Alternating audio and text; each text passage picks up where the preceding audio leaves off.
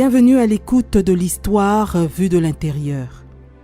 Cette série de 24 épisodes nous conduit dans un voyage passionnant de découverte des événements passés inspirés des récits que l'on trouve dans la parole de Dieu. C'est à la fois le récit d'une grande histoire d'amour et celle d'une grande perte. Une histoire qui révèle tout le meilleur qu'il y a en l'homme, mais aussi le pire. C'est l'histoire qui va des moments merveilleux de la création aux jours sombres de la destruction et de la captivité. Cette histoire est celle de Dieu qui s'engage activement avec son peuple et sa destinée sans jamais l'abandonner. Écoutez à présent le 12e épisode.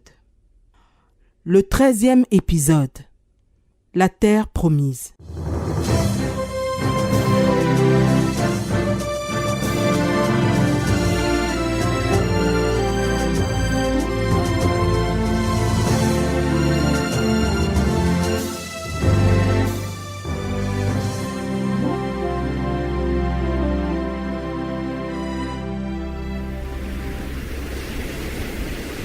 Dieu avait pris son peuple d'Israël de la captivité en Égypte et l'a conduit à travers le désert jusqu'au mont Sinaï, le lieu où il s'était révélé à son serviteur Moïse. Mais pendant que Moïse rencontrait Dieu au sommet de la montagne, le peuple se rébella et fabriqua un veau d'or, et adorant cet objet fabriqué de main d'homme à la place du Dieu vivant. C'était une période sombre pour Israël.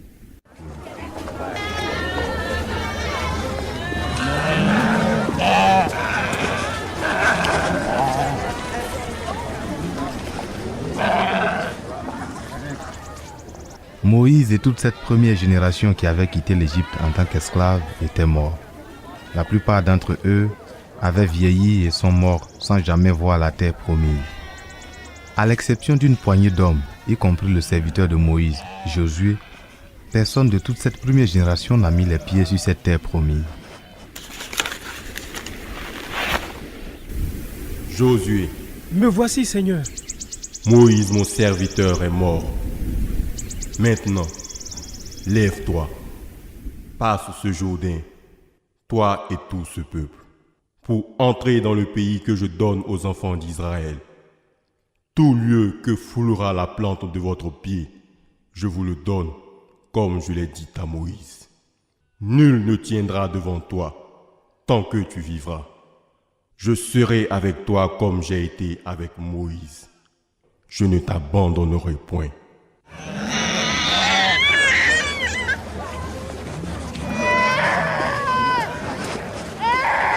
Tôt le lendemain matin, Josué et tous les Israélites arrivèrent au bord de la rivière, où ils ont campé pendant 3 jours et se préparant pour la traversée. Le matin du 3e jour, Dieu parla à nouveau à Josué. Josué, Me voici, Seigneur.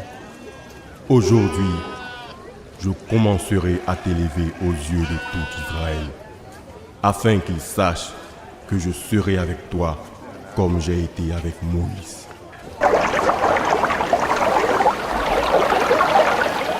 Josué ordonna aux sacrificateurs de prendre l'âche appelée l'âche de l'Alliance. Une belle caisse dorée dans laquelle étaient transportés les 10 commandements que Dieu avait écrits sur des tables de pierre. Il leur demanda de porter l'âge de l'Alliance au-devant du peuple dans le Jourdain. Le 10e jour du 1er mois, le peuple partit du Jourdain et campèrent à Gilgal, à la frontière orientale de Jéricho, une ville forte entre les Israélites et la vaste terre promise devant eux. Dans la ville, il y avait des guerriers chevronnés à qui ils auraient à faire face et à vaincre. Mais ils n'ont pas avancé sur la ville. En lieu et place, ils restèrent dans le camp en attendant. 4 jours plus tard, la nation d'Israël célébra la Pâque, en mangeant pour la première fois de leur vie des aliments recueillis de la terre promise, le pain sans levain et des grains rôtis. Cette nuit-là, après que tout le monde soit couché, Josué était réveillé d'un profond sommeil par le bruit de pas à l'extérieur de sa tente. Il y a quelqu'un? Qui êtes-vous? Je me nomme Michel. Et en tant que commandant de l'armée de Dieu, je suis venu maintenant. Le commandant? Alors vous êtes un ange. Mais quel message le commandant a pour son serviteur? D'abord, enlève tes sandales, car le lieu où tu te tiens est saint. Maintenant, le Dieu de tes pères, Abraham, Isaac et Jacob, a livré Jéricho entre tes mains. Faites le tour de la ville une fois avec tous les hommes de guerre. Faites cela pendant 6 jours. 7 sacrificateurs porteront devant l'arche 7 trompettes retentissantes. Le 7e jour, vous ferez 7 fois le tour de la ville et les sacrificateurs sonneront des trompettes. 7 sacrificateurs, 7 trompettes, 7 fois? Exactement, Josué. Mais quand est-ce que nous pousserons des cris de guerre et chargerons les murs de la ville? Quand vous entendrez un long coup de trompette, tout le peuple poussera un grand cri.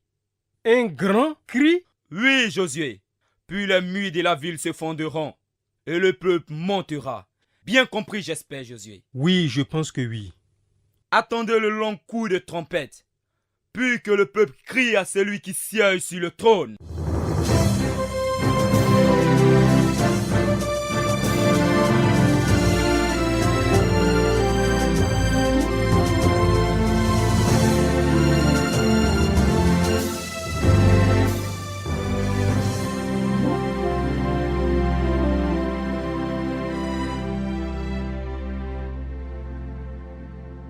Josué se leva tôt le lendemain matin et ordonna aux sacrificateurs de prendre l'âge de l'alliance et d'évancer les Israélites. Les sacrificateurs les dévancèrent, marchant devant l'arche et sonnant les trompettes. Les hommes de guerre allaient devant eux, et le reste d'Israël suivait derrière, pendant qu'ils faisaient le tour de la ville une fois. Ils firent de même le 2e jour, le tour de la ville une fois, puis retournèrent au camp. Ils continuaient cette même routine pendant 6 jours. Mais pendant tout ce temps, les habitants de Jéricho regardaient de leurs fenêtres et de leurs murailles, abasourdis et effrayés par ce qu'ils voyaient. Un gigantesque défilé sans fin, des étrangers marchant silencieusement autour de leur ville, sans faire de bruit, sauf le son incessant des trompettes. Mais le 7e jour, tout le monde pouvait dire que quelque chose de terrible allait arriver.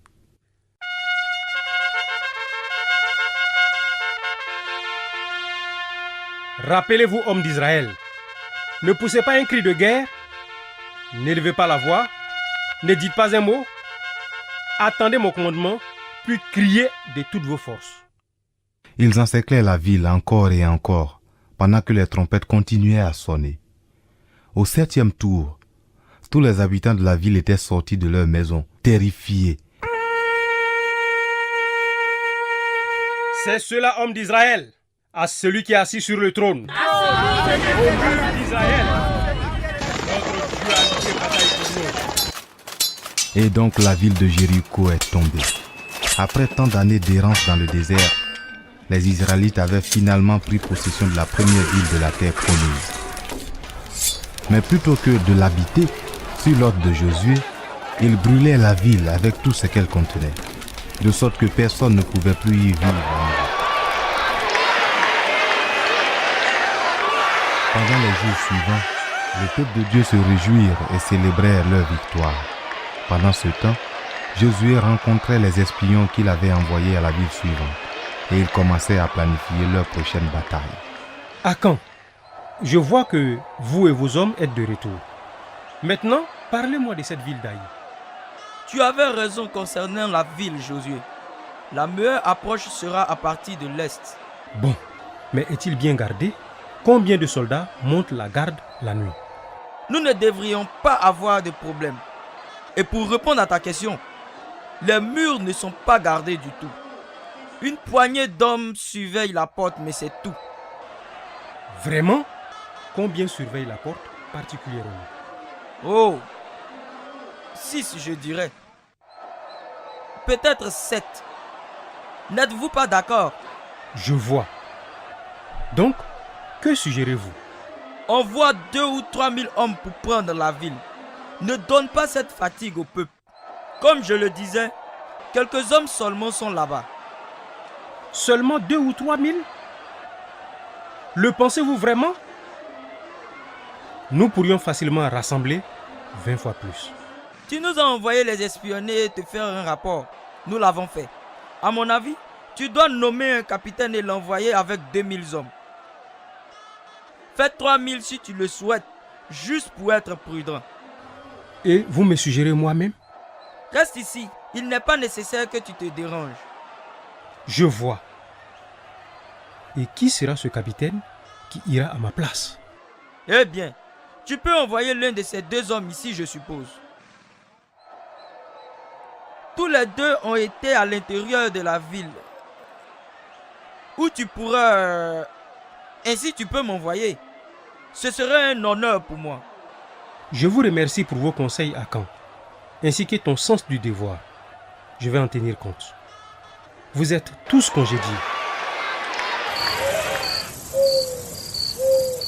Le lendemain soir, contre l'avis de Josué, les 3 espions qui avaient tous été nommés comme capitaines conduisirent un groupe d'assaut de 3000 hommes contre Haï, juste au coucher du soleil, avec les longues ombres de la ville qui les recouvraient. Sur un signal d'Akan, les hommes ont pris d'assaut et attaqué la porte. À leur grande surprise, la porte s'ouvrit pour eux. Mais au lieu de rencontrer 6 ou 7 gardes endormis, ils se sont retrouvés confrontés à un grand nombre de soldats de guerre lourdement armés. D'une certaine manière, le peuple d'Haï était en haleine, et ils étaient prêts pour l'attaque. Comme la porte s'ouvrait, des centaines et des centaines d'hommes vinrent, criant, équipés d'une armure de corps et brandissant leurs épées.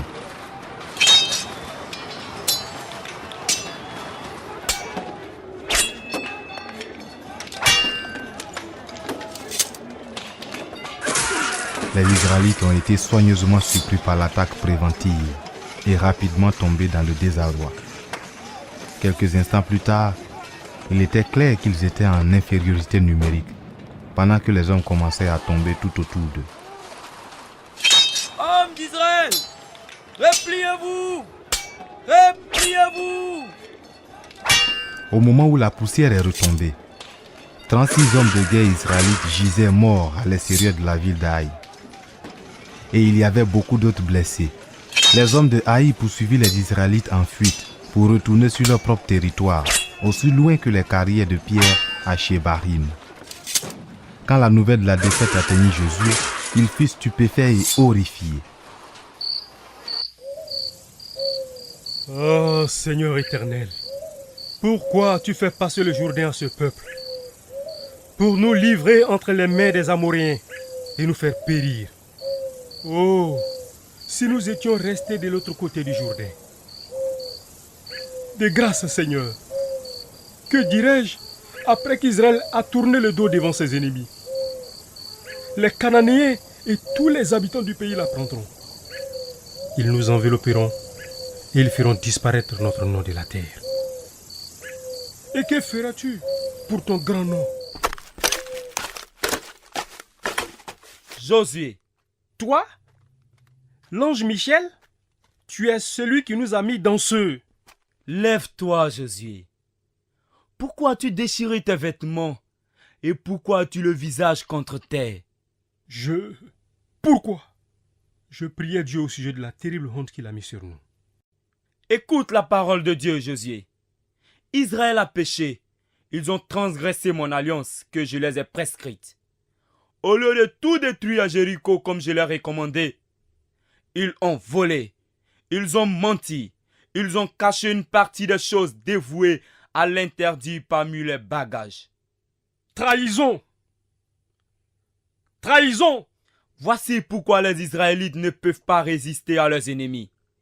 Dieu ne sera plus avec vous si vous ne détruisez pas tout ce qui parmi vous est consacré à la destruction.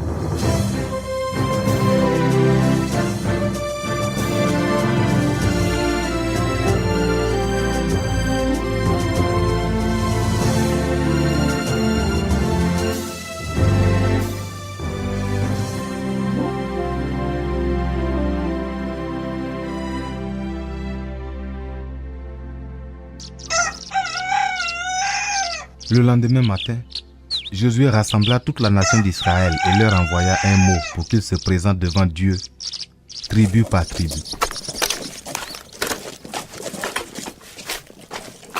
Quand Josué demanda à Dieu quelle tribu était coupable, Juda fut désigné. Josué commanda alors que la tribu de Juda se présente devant Dieu clan par clan. Et le clan des Zacharites fut désigné. Lorsque ceux-ci se présentèrent par famille, la famille de Zimri fut désignée. À cette époque, les rumeurs circulaient partout que le peuple d'Israël spéculait à propos de ce qui occasionnait cette enquête. Josué ordonna que les fils de Zimri passent devant lui un à un. Et Akan, fils de Zimri, fut désigné.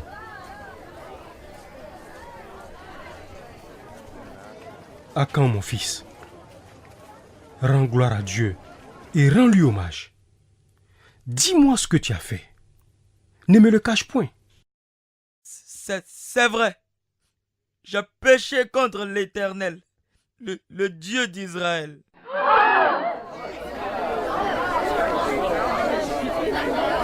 Quand j'ai vu le butin à Jéricho, un beau manteau de chinaille, 200 cycles d'argent et un lingot d'or du poids de 50 cycles, je les ai convoités et je les ai pris. Ils sont cachés dans la terre à l'intérieur de ma tente. Selon les lois de l'Alliance qu'Israël avait promis d'obéir, les biens volés et pillés ont été rassemblés, et avec le reste de tout ce qui appartenait à Akan. Tout fut brûlé avec du feu. Akan et sa famille furent tués pour leurs graves péchés comme un avertissement pour le reste de la nation.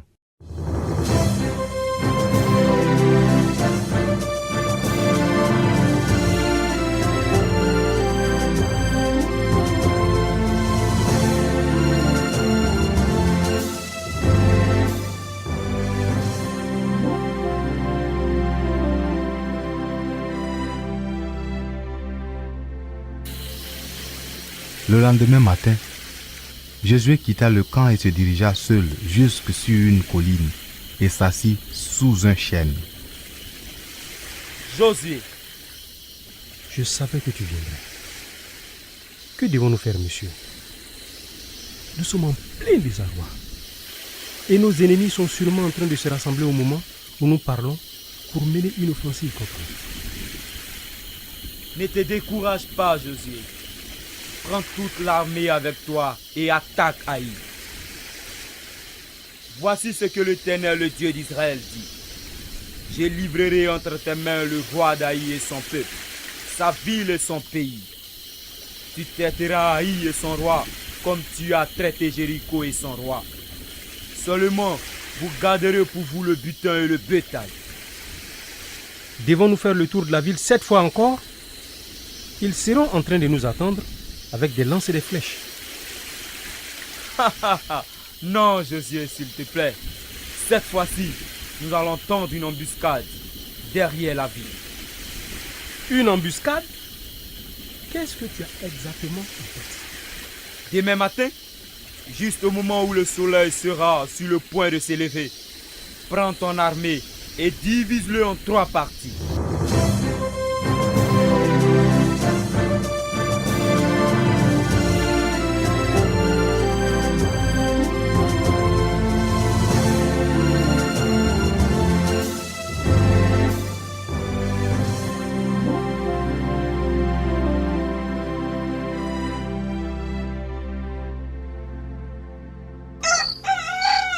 Maintenant, écoutez attentivement. Vous les hommes, vous mettrez en place une embuscade derrière la ville, à l'ouest. Soyez à l'affût. Moi et ceux qui sont avec moi avancerons sur la ville par l'est. Et quand les hommes viendront contre nous, comme ils l'ont fait auparavant, nous fuirons loin d'eux.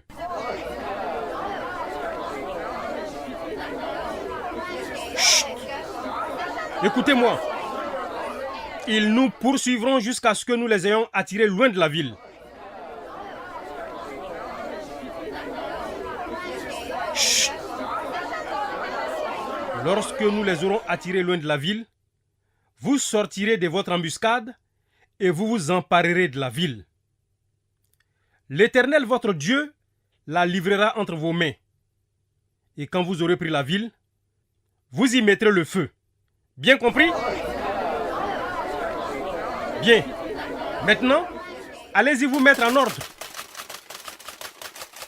Au moment où le soleil fit haut et l'air commençait à être chaud, Josué approcha de la porte de la ville avec une armée beaucoup plus nombreuse que celle qu'il avait envoyée auparavant. Les sentinelles bien en vue sur les murs. Soudain, la porte de la ville s'ouvrit et les mêmes soldats, des centaines d'entre eux, affluèrent comme auparavant.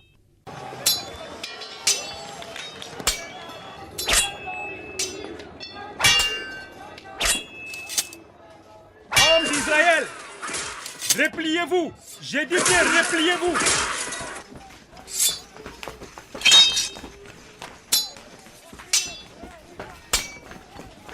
Pensant que l'armée d'Israël était de nouveau en fuite, tous les hommes de la ville les suivirent dans une course poursuite. Suivant Josué dans le désert, aucun homme n'est resté dans Haï. Maintenant pour le signal. Josué s'arrêta net, ainsi que les hommes qui étaient avec lui, se dressant dans une posture défensive. Quand l'ennemi vit Josué, qui était debout au sommet d'une haute colline, où il pouvait voir tout le champ de bataille, souleva sa lance dans le ciel, et ceux qui étaient avec lui poussèrent un grand cri. Les hommes qui attendaient en embuscade sortirent précipitamment du lieu où ils étaient et foncèrent. Ils entrèrent dans la ville, s'en emparèrent et mirent rapidement le feu. Pendant que les gens d'Haï se retournèrent pour voir la fumée s'échapper de leur ville, Josué rassembla les hommes avec lui. Hommes d'Israël, à l'attaque! Je dis bien à l'attaque! Les gens d'Haï ont été piégés. Josué et ses hommes avancèrent du désert contre eux par devant, et les hommes de l'embuscade avancèrent contre eux par derrière. À la fin de la journée, la ville d'Haï et sa fière armée n'existaient plus. Josué bâtit un autel sur le mont Ébal à l'Éternel, le Dieu d'Israël. Et là, devant l'autel, Josué et la nation d'Israël renouvelèrent l'alliance. Il lut toutes les paroles de la loi en présence de toute la nation. Et ce jour-là, tous les Israélites, jeunes et vieux, promirent de garder les commandements écrits dans la loi.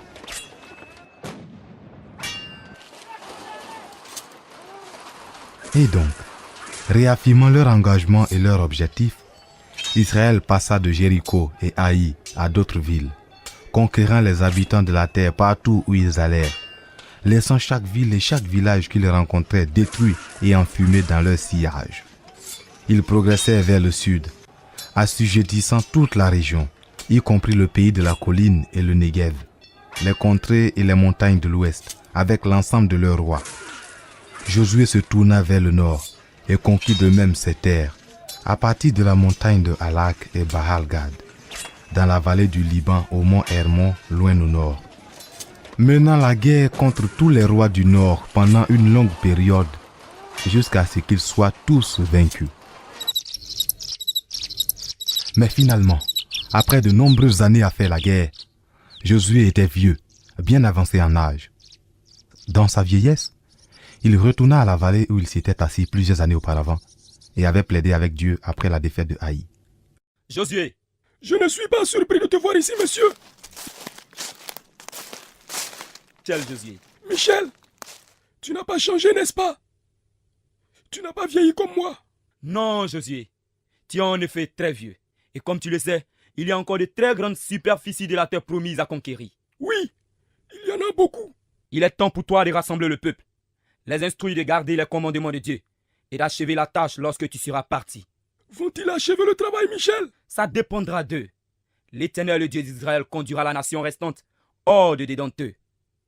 Mais seulement si elle l'adore et obéit à ses commandements. Es-tu prêt, Josué? Oui, je suis prêt. Viens, mon ami. Donne-moi un coup de main.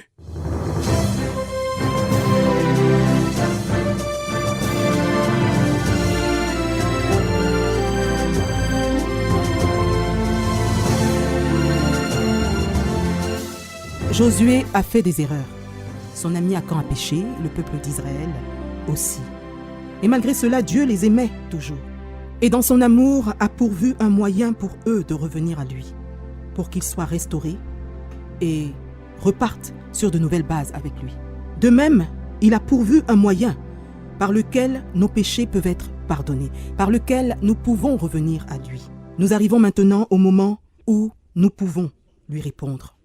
Ce moyen par lequel nous pouvons revenir à lui ou par lequel nous pouvons être pardonnés, c'est Jésus. Dieu l'a envoyé pour nous transformer, pour que nous ayons accès à sa sainteté et à la vie éternelle. Il peut pardonner tes péchés. Il peut pardonner mes péchés. Il a dit un jour à un paralytique, « Mon enfant, tes péchés te sont pardonnés. » Marc, chapitre 2, verset 5. Ensuite, pour montrer qu'il avait le pouvoir de pardonner les péchés, il a dit toujours à ce paralytique, « Je te l'ordonne, lève-toi, prends ton lit et va dans ta maison. » Marc, chapitre 2, verset 11. Cet homme a été guéri sur place. Parlant de lui-même, il a dit, « Le Fils de l'homme est venu chercher et sauver ce qui était perdu. » Luc, chapitre 19, verset 10. Pour nous montrer à quel point Dieu recherche activement les pécheurs perdus, il a raconté l'histoire d'une brebis qui s'est égarée et nous a montré comment le berger qui l'avait égarée l'a cherchée jusqu'à la retrouver et s'est réjoui de pouvoir la ramener à la maison. Pour nous montrer comment Dieu nous accueille quand nous venons à lui, il nous a raconté l'histoire de l'enfant prodigue qui a erré loin de son père, loin de sa famille, dans le péché, puis est revenu à la maison. Quand il est rentré chez lui, son père a accouru vers lui, l'a pris dans ses bras, l'a accueilli à la maison. Dieu désire que nous venions à lui, et il se réjouit lorsque nous le faisons. Je vais faire une brève prière du fond de mon cœur à Dieu. Écoute-la, et quand je l'aurai terminée, fais-la avec moi. Cher Dieu, merci de ce que tu as envoyé ta parole vivante, Jésus, afin qu'il soit mon sauveur. Merci parce que Jésus a le pouvoir de pardonner les péchés. Cher Dieu, merci de ce que tu nous accueilles quand nous venons à toi. Amen. Maintenant, répète à voix haute cette prière après moi. Tu vas la dire phrase après phrase. Cher Dieu, merci de ce que tu as envoyé ta parole vivante, Jésus, afin qu'il soit mon sauveur. Merci parce que Jésus a le pouvoir de pardonner les péchés. Cher Dieu, merci de ce que tu nous accueilles quand nous venons à toi. Amen. Merci, cher auditeur, d'avoir fait cette prière. Dans le prochain programme, nous en saurons davantage sur le moyen par lequel nos péchés peuvent être pardonnés.